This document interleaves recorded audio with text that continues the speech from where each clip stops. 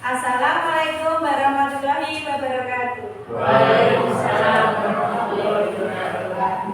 Alhamdulillah, puji syukur kita panjatkan kepada Allah atas karunia nikmat yang telah diberikan kepada kita semua, sehingga kita dapat berkumpul dalam sosialisasi budaya positif di siang hari ini.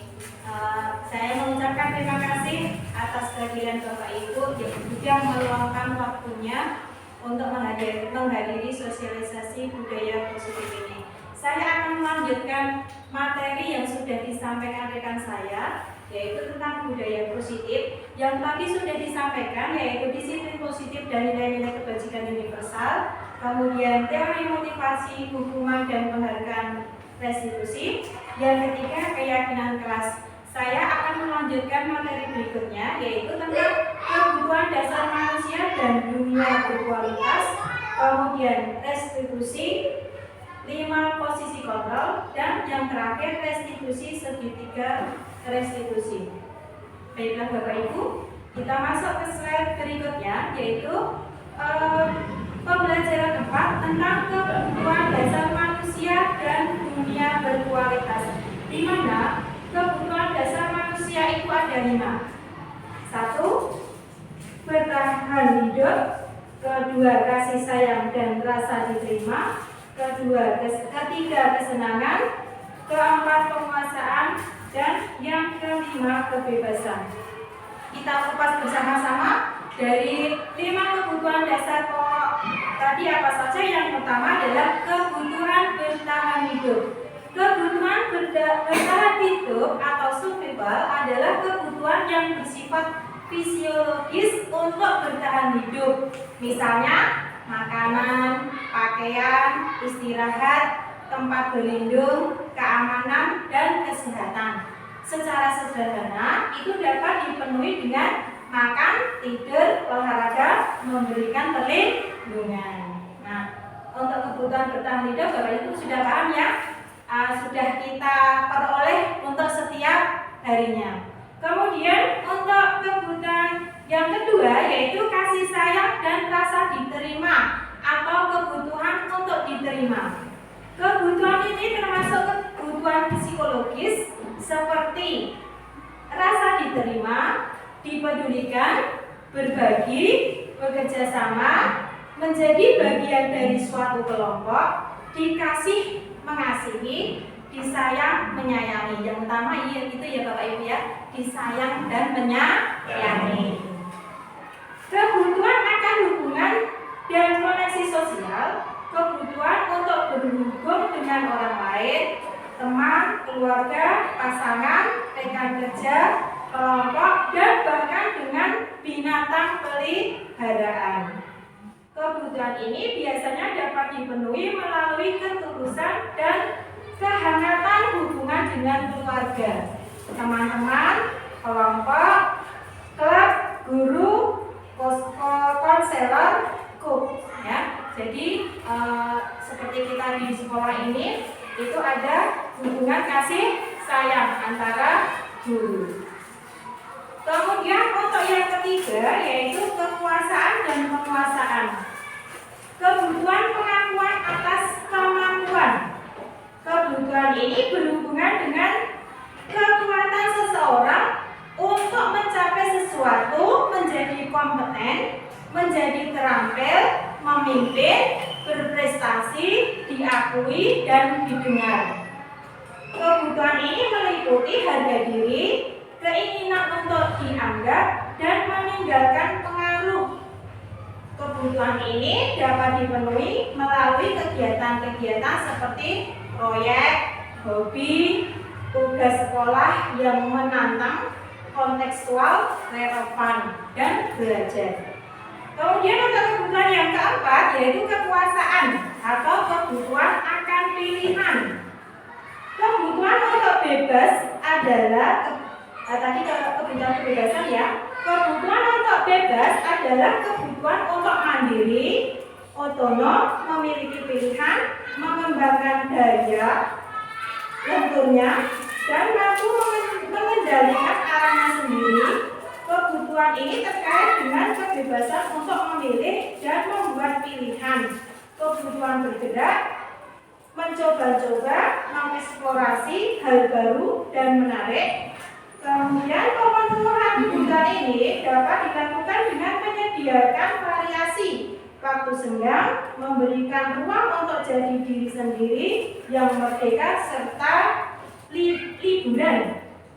Kemudian kebutuhan yang kelima yaitu kebutuhan kesenangan. Nah, pasti semua orang juga kan membutuhkan kebutuhan kesenangan atau kebutuhan untuk merasa senang. Kebutuhan akan kesenangan adalah kebutuhan untuk mencari kesenangan, humor, bermain, bersenang-senang, bergembira, antusiasme, dan tertawa. Belajar menghubungkan kebutuhan ini dengan belajar. Menurutnya, dengan bermain kita sekaligus mempelajari banyak keterampilan hidup yang penting. Biasanya kebutuhan ini juga dapat dipenuhi dengan menyediakan tantangan, kemudian gurauan dan pembelajaran yang bermakna. Kemudian kita masuk ke pembelajaran 5, yaitu 5 posisi kontrol.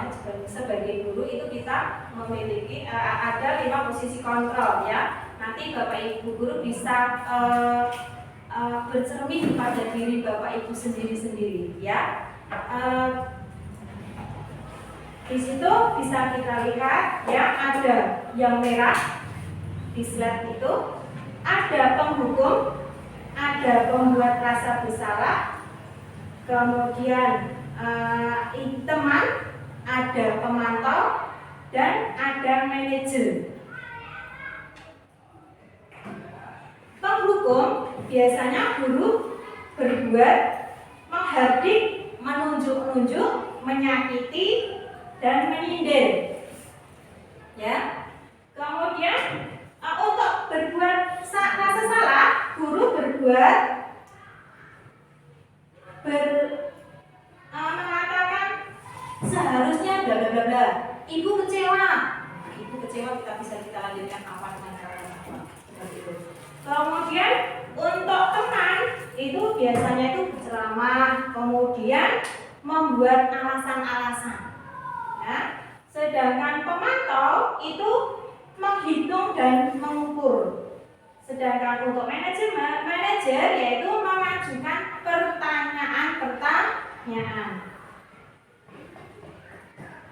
Kemudian yang berikutnya, penghukum berikutnya, guru mengatakan kalau kamu tidak melakukannya, awas ya, rasakan. Nah, itu kayak menghukum, ya. Kemudian untuk membuat rasa bersalah, kamu sudah tahu kalau apa yang kamu lakukan itu ini ya, bisa diambil sendiri Bapak Ibu. Kemudian untuk teman, ayolah, nah, ada kata-kata halus ya, ayolah lakukan demi ibu, misalkan seperti itu. Nah, kemudian kalau pemantau, untuk pemantau itu apa peraturannya, seperti itu menanyakan itu. Kemudian untuk menghargai diri sendiri, apa yang diyakini. Jadi siswa itu meyakini apa. Kemudian untuk penghukum berikutnya, hasil dari penghukum itu nanti akibatnya kalau kita itu menjadi posisi kontrol menghukum, itu hasilnya biasanya siswa itu lebih memberontak, kemudian menyalahkan orang lain, bisa-bisa berbohong. Jadi untuk menutupi kesalahannya, siswa itu berbohong. Kemudian untuk membuat rasa bersalah, hasilnya nanti menyembunyikan, kemudian menyangkal, bisa juga untuk berbohong. Sedangkan teman itu nanti bisa ketergantungan, siswa itu ketergantungan. Kemudian untuk pemantau itu menyesuaikan diri. Sedangkan untuk posisi manajer yaitu menguatkan pribadi siswa. Kemudian kaitannya dengan dunia luar atau dunia berkualitas, untuk menghukum, murid meletakkan guru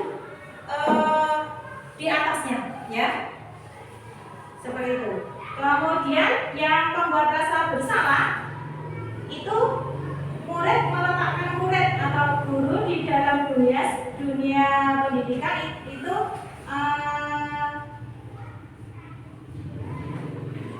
sebagai orang yang ini membuat rasa bersalah. Jadi siswa itu dia tumbuh di dalam dirinya merasa bersalah. Kemudian dampak dari penghukum itu mengulangi kesalahan. Kemudian membuat rasa bersalah tergantung sanksi. Ya. Kemudian teman itu merasa rendah diri, ya, jadi lemah. Kemudian untuk pemantau itu tidak mandiri. Sedangkan untuk manajer itu siswa itu dapat mengevaluasi diri dan bisa menemukan cara untuk mengatasi permasalahan yang dialami. Coba Bapak Ibu lihat slide berikutnya, ya. Saya minta Bu Puji nanti 5 kontrol tadi siapa yang mengatakan? Apakah penghukum atau pembuat rasa bersalah atau teman atau pemantau atau sebagai manajer? Yang pertama, kalau mengucapkan saya kecewa sekali dengan kamu, apa Bu? Membuat orang merasa bersalah. Membuat orang merasa bersalah. Oke. Kemudian Pak Irfan, dari 5 kontrol tadi, kalau ada ucapan kamu tidak pernah benar melakukannya ini, Merasa bersalah.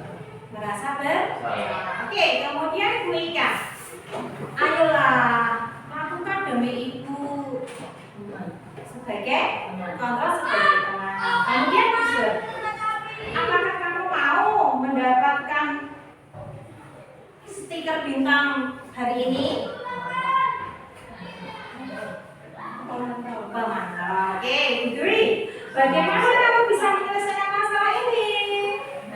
Sebagai manajer. Jadi menanyakan bagaimana kamu bisa menyelesaikan masalah ini. Kemudian Weser, kamu selalu yang paling terakhir.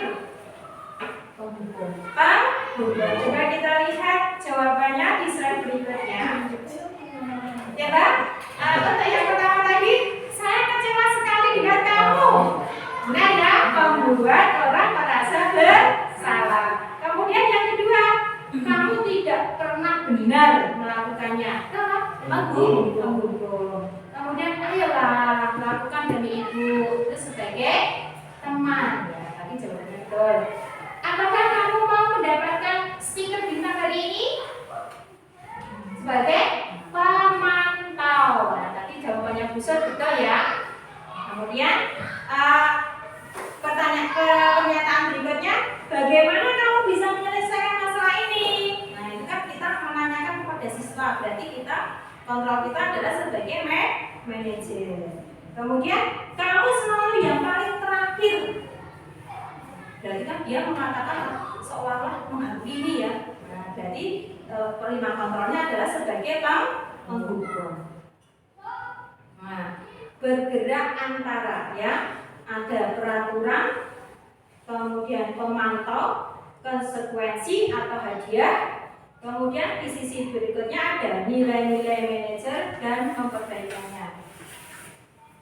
Menurut Bapak Ibu, dari 5 posisi kontrol tadi itu yang harusnya kita terapkan ini apa Bapak Ibu? Posisi manajer.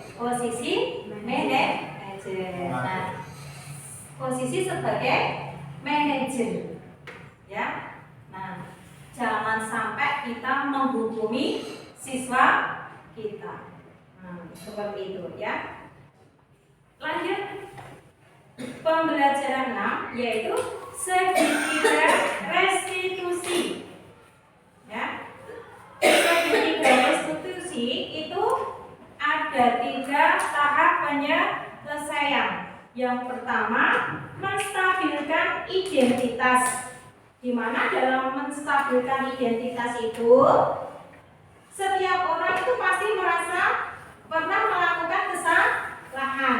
Kamu bukan satu-satunya yang pernah melakukan ini. Kemudian sedangkan validasi kebutuhan itu bisa bertanya, adakah cara yang lebih efektif untuk mendapatkan apa yang kamu butuhkan? Bisa juga dengan kalimat, kamu tentu punya alasan mengapa melakukan itu.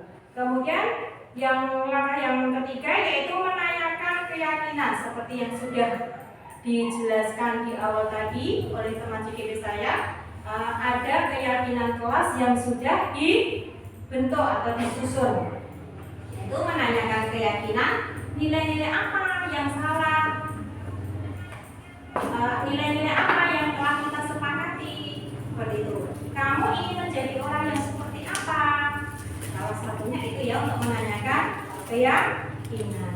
Nah, untuk membuat anak yang merasa gagal karena berbuat salah menjadi positif terhadap dirinya, yaitu menstabilkan identitas. Biasanya guru itu berkata, berbuat salah itu hal yang manusiawi. Tadi kan contohnya baru bulan. Ini ada contoh-contoh berikutnya. Tidak ada manusia yang sempurna. Bapak itu juga pernah berbuat salah. Kita pasti bisa menyelesaikan masalah ini. Bapak Ibu tidak tertarik untuk mencari tahu siapa yang benar, siapa yang salah. Bapak Ibu lebih tertarik untuk menyelesaikan masalah. Kemudian, kalau kamu menyalahkan dirimu sendiri terus-menerus, apakah kamu bersikap baik pada dirimu sendiri? Itu adalah perkataan dalam menstabilkan identitas, contohnya. Kemudian yang validasi kebutuhan itu tujuannya membantu murid mengenali basic need atau kebutuhan dasar yang ingin dipenuhinya ketika melakukan kesalahan itu. Pada dasarnya setiap tindakan manusia tujuannya adalah memenuhi kebutuhan dasar. Apakah itu kekuasaan, kebebasan, kasih sayang, dan rasa diterima, kesenangan, atau bertahan hidup. Nah, biasanya dalam validasi kebutuhan ini, contoh kalimat yang diucapkan guru, ini beberapa contoh ya. Kamu bisa saja kan melakukan hal yang lebih buruk, tapi kamu tidak melakukannya kan? Itu yang pertama. Contoh yang kedua, kamu pasti punya alasan mengapa melakukannya. Yang ketiga, apa yang penting bagi kamu? Kemudian yang keempat, kamu boleh tetap berusaha menjaga sikap itu, tapi tambahkan sikap yang lain yang baru. Kemudian kalimat yang berikutnya, maukah kamu belajar cara lain untuk mendapat yang kamu butuhkan tanpa harus memukul? Contoh kalimat berikutnya, apakah kamu bisa melakukan dengan lebih baik besok lagi? Itu untuk contoh validasi kesalahan. Kemudian yang berikutnya, menanyakan keyakinan. Ya, anak melihat kesalahannya dihubungkan dengan norma sosial dan nilai-nilai yang mendasari manusia berinteraksi dengan orang lain. Nah, contoh kata yang diucapkan, apa nilai yang kita percaya di kelas atau sekolah kita? Nilai-nilai universal apa yang telah kita sepakati? Kelas yang ideal itu seperti apa sih? Kamu ingin jadi anak seperti apa? Apa yang kamu rasakan? Ketika kamu melakukan itu, kamu menjadi orang yang seperti apa? Itu contoh dari menanyakan keyakinan. Kemudian slide berikutnya, intervensi 30 detik. Intervensi ini bisa membantu murid kembali ke tujuan semula dengan cukup singkat dan non-konfrontatif. Pertanyaan-pertanyaan yang diajukan biasanya dikemukakan oleh pemantau dan manajer. Nah, contoh pertanyaan Pertanyaannya bisa seperti ini Bapak Ibu. Apakah kamu ingin berbuat lebih baik? Apakah saat ini kamu sedang menjadi orang yang sedang kamu inginkan? Apakah kamu bisa mengubah kegiatan atau perilaku kamu saat ini menjadi sikap yang lebih membantu? Apakah wajar membuat kesalahan? Bisakah kita memperbaikinya? Apa yang kamu lakukan saat ini sesuai? Kapan kamu siap untuk mulai? Peraturannya apa? Bisa juga pertanyaannya, sepertinya kamu punya masalah. Saya bisa bantu apa? Kemudian saat ini kamu seharusnya berbuat apa? Pertanyaan berikutnya, apa yang bisa saya bantu agar kamu bisa melakukannya? Apakah saya bisa bantu kamu agar dapat segera mulai? Apakah tugas kamu saat ini? Bagaimana kamu ingin diperlakukan pada kegiatan ini? Bisakah kamu melakukannya? Apa yang kamu inginkan? Peraturannya apa? Nah, itu intervensi 30D seperti itu. Nah, coba Bapak Ibu kita refleksi sebentar dari apa yang sudah saya sampaikan tadi. Yang pertama, hal baru apa yang mengubah paradigma Bapak Ibu saat yang Bapak Ibu peroleh dari materi yang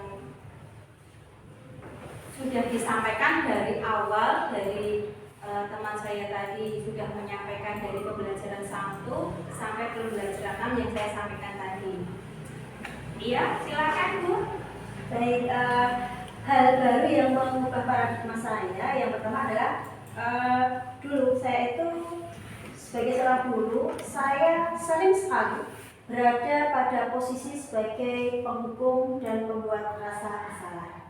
Tetapi dengan mendapatkan materi ini baru saja bahwa ternyata ada 5 posisi kontrol seorang guru dan di sana ada ciri-ciri dari masing-masing posisi itu. Saya menyadari bahwa ternyata pada posisi penghukum itu ternyata tidak tepat, karena pada posisi penghukum itu tidak bisa membuat anak menyadari kesalahannya. Mungkin yang ada malah anak bisa jadi membenci kita. Jadi dari materi yang saya disampaikan merubah bahwa seharusnya nanti saya bisa merubah posisi saya yang sebagai penghukum untuk dirubah menjadi manajer. Andai kata belum bisa sampai pada tingkatan manajer, minimal nanti bisa pada tingkatan pemantau. Iya, itu bagus. Terima kasih Bu. Sepertinya Bapak Ibu, jadi 5 kontrol posisi guru itu yang paling tepat adalah sebagai manajer. Nah, untuk kedepannya, mari kita berusaha untuk menerapkan kontrol kita sebagai manajer terhadap siswa-siswi kita. Kemudian refleksi yang kedua, perasaan apa yang muncul selama mengikuti sesi ini tadi? Khususnya mengenai makna disiplin dan motivasi intrinsik. Coba Pak Budi, bagaimana perasaannya Pak Budi? Pak Jalurnya perasaannya senang dan bangga. Ya, adakah Bapak Ibu yang menghadiri sosialisasi ini merasa sedih? Tidak. Tidak. Terima kasih. Adakah yang tertekan? Tidak. Alhamdulillah. Terima kasih Bapak Ibu. Kemudian untuk yang ketiga, refleksi yang ketiga, peran Among seperti apakah yang telah Bapak Ibu lakukan selama mengikuti modul ini? Amongnya? Perannya Pak, apa jangan pasif ora Pak? Peran Amongnya apa? Peran Among. Iya.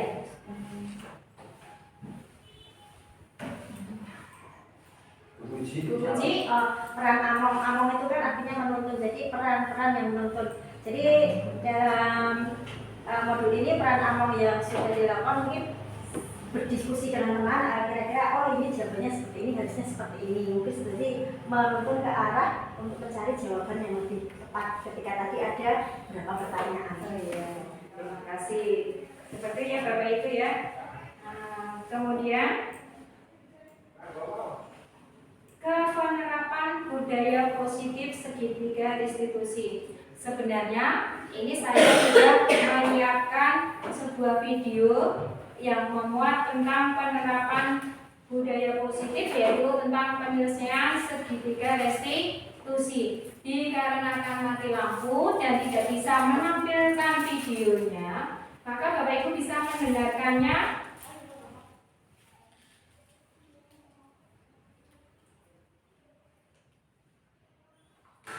Bisa dilihat ya Bapak Ibu ya, di situ ya, di slide-nya Bapak Ibu. Coba di salah satu bisa dinyalakan dengan suara keras.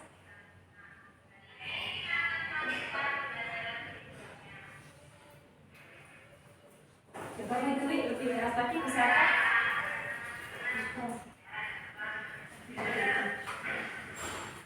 Di situ ada langkah-langkah segitiga restitusi. Yang pertama yaitu menstabilkan identitas. Ya, disaksikan dulu.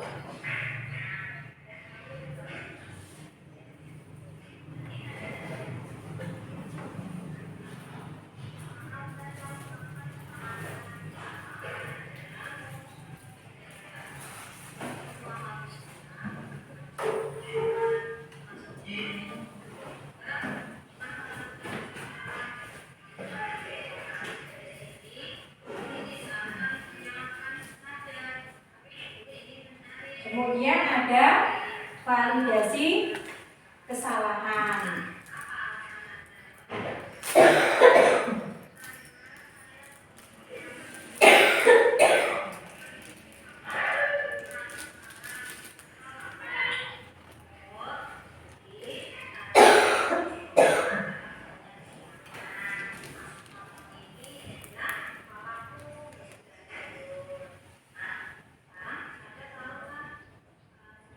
Kemudian yang ketiga menanyakan keyakinan.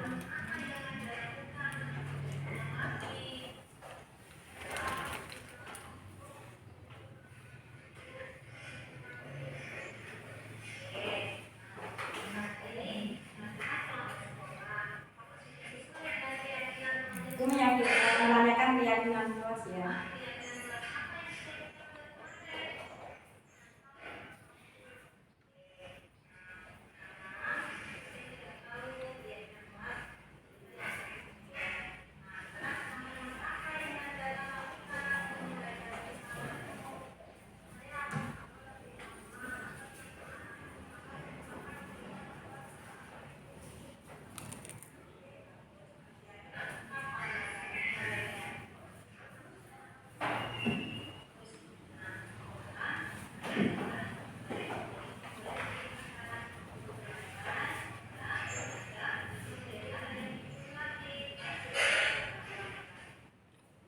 Itu tadi ya Bapak Ibu, contoh penerapan segitiga restitusi dalam mengatasi permasalahan di dalam kelas kita. Tadi contohnya adalah siswa terlambat datang ke sekolah. Biasanya siswa itu tidak datang terlambat, tapi kok dia akhir-akhirnya terlambat. Itu ada apa? Kita cari permasalahannya apa. Nah, mungkin ada pertanyaan dari Bapak Ibu? Adakah?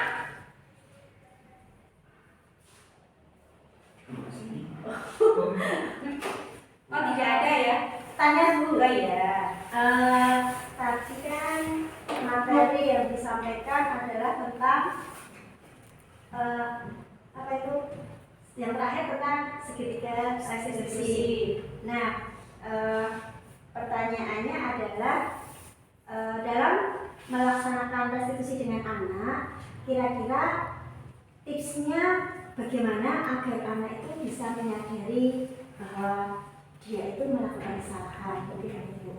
Ya, baiklah, terima kasih atas pertanyaannya. Nah, tips atau trik yang kita lakukan agar anak itu menyadari kesalahannya, kita melakukan pendekatan dulu kepada anak itu, ya. Jangan serta-merta kita menyalahkan ke anak itu, ya. Tidak, tapi kita dekati dulu. Nah, ya, Di samping itu sebelumnya kita juga harus mengecek dulu apakah anak itu benar-benar melakukan kesalahan apa enggak. Kan kita bisa tanya kepada teman-temannya terlebih dahulu.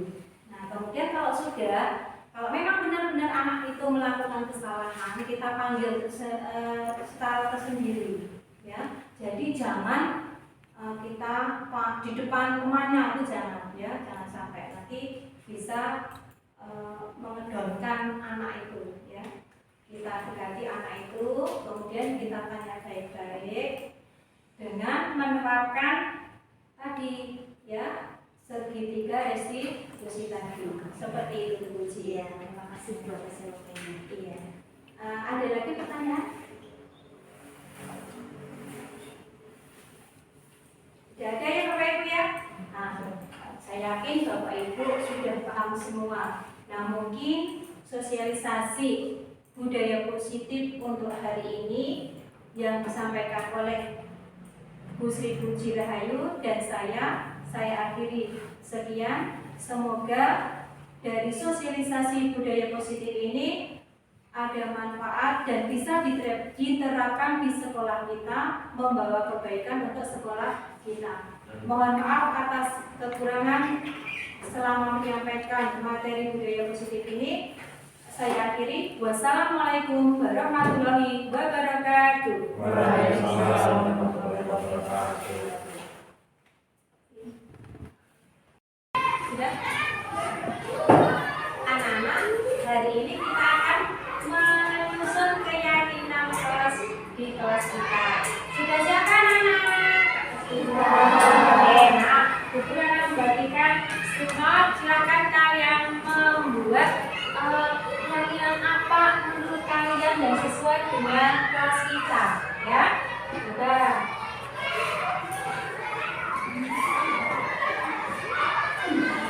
Dibagi kegiatan. Nah, boleh warnanya bebas. Enggak, kamu aja. Ya, silakan ditulis keyakinan anak-anak apa? Ya. Menurut kalian apa? Silakan ditulis dulu.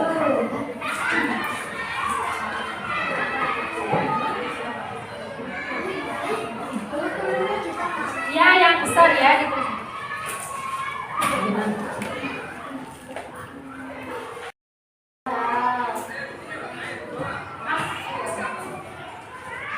Sudah selesai. Yang sudah silakan disampaikan di depan. Keyakinan kelas kalian. Iya. Ayo silakan di sini.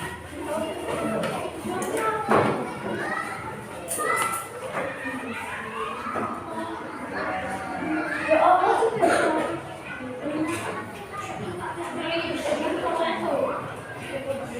Kembali kan lucu.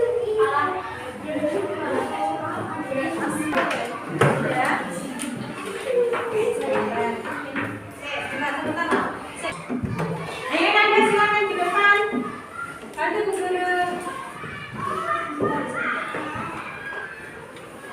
Nah, silakan Anda tulis nanti kesepakatan keyakinan kelas yang teman-teman kamu tulis ya. Yang pertama coba anak-anak.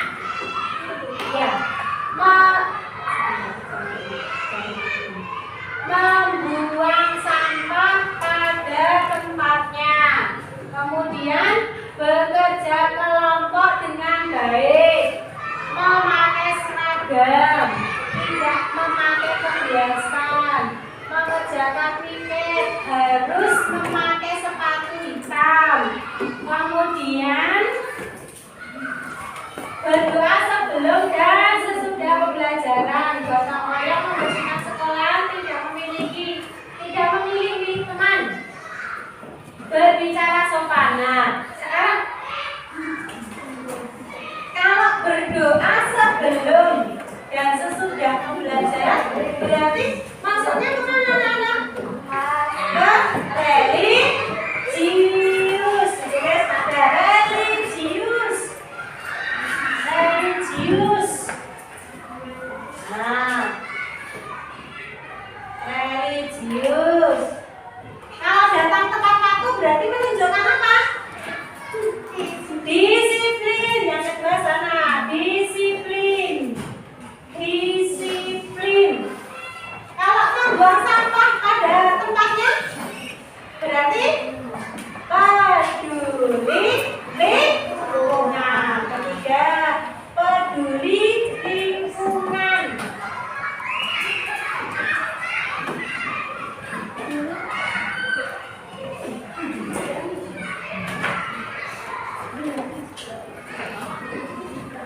Keempat, tanggung jawab.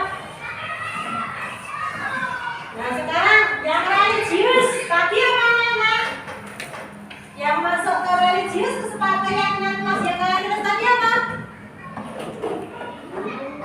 Berdoa sebelum dan sesudah pembelajaran. Di sini Mbak ada berdoa sebelum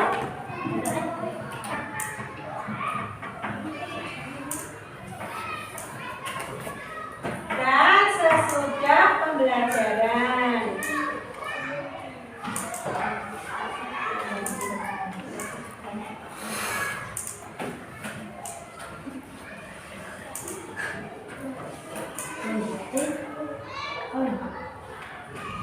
Kita pilih ya. Memakai seragam. Berarti maksudnya kemana anak? Kalau memakai seragam? Disiplin. Satu-satu ya. Bekerja kelompok dengan baik. Ajaknya apa? Bekerja kelompok dengan baik. Apa? Tanggung jawab. Benar. Terus tidak memakai perhiasan. Tidak memakai perhiasan maksudnya mana? Disiplin.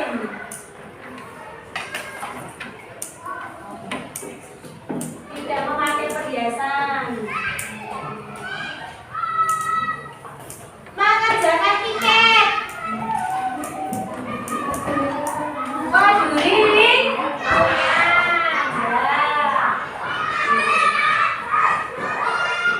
Mengerjakan tiket.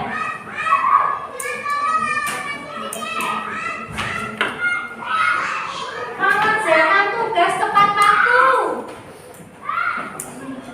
Apa? Iya, pintar. Disiplin. Mengerjakan tugas tepat waktu.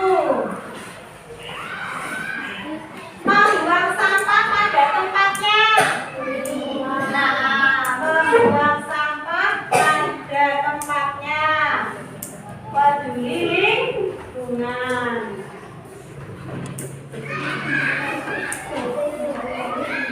Melaksanakan sholat berjamaah.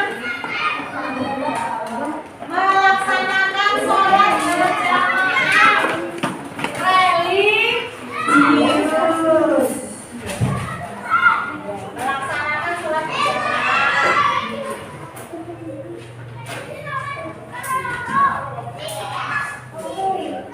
Gotong royong membersihkan sekolahan.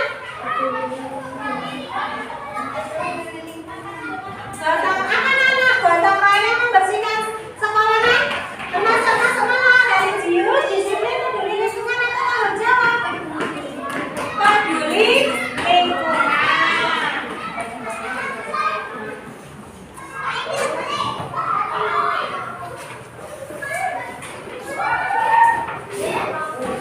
Membaca juz salam saat awal pembelajaran. Apa?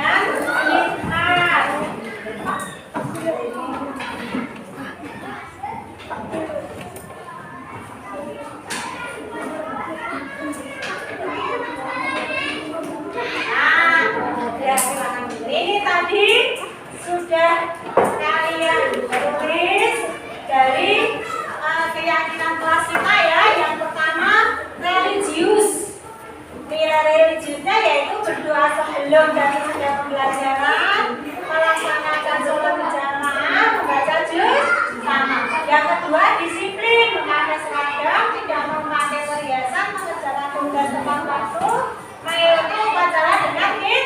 Nah, kemudian yang ketiga, peduli lingkungan, mengerjakan tugas, membuat sampah pada tempatnya, dan supaya membersihkan sekolah. Kemudian yang keempat, tanggung jawab, bekerja kelompok dengan baik, tidak menyontek saat ulangan.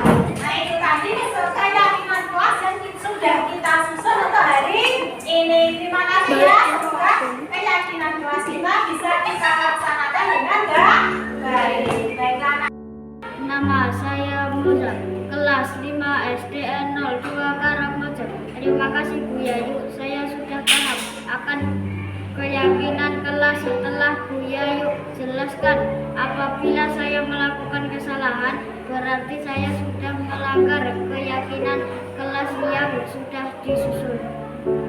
Saya Alina, kelas 5 SDN 02 Karangmojo. Terima kasih Bu Yayu sudah menjelaskan tentang keyakinan kelas. Saya akan melaksanakan dengan baik agar kelas menjadi tertib.